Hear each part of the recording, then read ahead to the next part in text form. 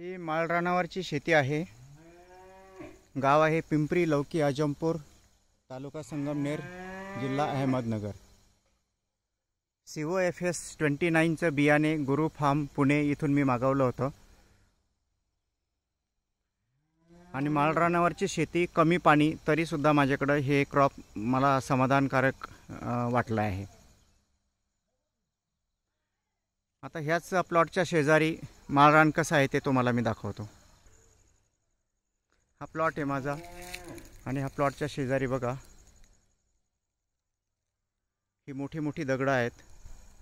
संपूर्ण माळरानाची जमीन आहे। इकडच्या बाजूला टोटल नापीक आहे। हे बघा, संपूर्ण माळरान आहे, बागायती बिलकुल नाही आहे।